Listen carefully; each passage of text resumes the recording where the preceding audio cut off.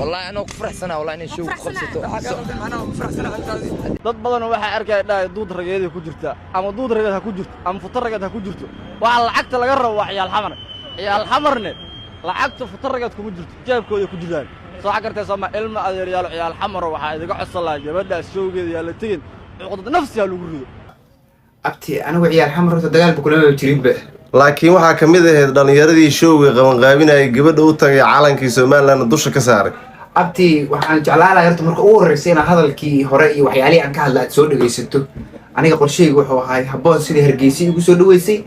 inaan Muqdisho ugu soo dhaweeyo waana sameeyay showgii habboon nuura ee lagu qaban lahaa magaalada Muqdisho waxaa hareeyay buuq iyo waliba hadalhayn aad u ballaaran kadibna waxay imaatay in la baajiyo oo showgaasi uu baaqdo habboon nuura maxaa u dhintay dadka reer Muqdisho maxaase keenay in la baajiyo showgaasi xageese sartu ay ka qurunsan tahay maxaa la isku haayaa maxaa la isla fahmi lahayaa barnaamijkan ayaan ku dul istaagi doonaa oo aad ku daawan doontaan sababaha iyo waxa keenay barnaamijkaasi ama showgaasi in la hakiyo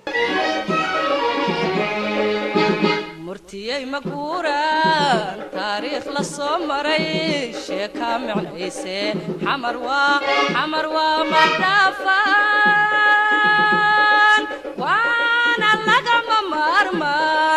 magaalada Muqdisho waxaa lagu joojiyay bandhig faneed ay qaban rabtay fanaanada lagu magacaabo Habboon Nuura oo maalmo ka hor ka timid magaalada Hargeysa ee Somaliland fanaanada ayaa waxa ay rabtay in magaalada Muqdisho ay show ballaaran oo bulshada qaybaheeda kala duwan ay ka soo qayb galaan in ay ku qabato iyadoo oo dadkii qaban qaabinayay bandhig faneedkaasi ay sheegeen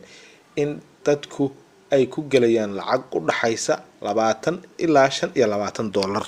waa sida ay ku daabaceen baraha bulshada bandhig faneedkan ay qaban rabtay fanaanadan ayaa muran badan ka abuuray magaalada Muqdisho iyo waliba baraha bulshada ee dadku ay ku wada xiriiraan waxaana dadka reer Muqdisho ay u kala qaybsameen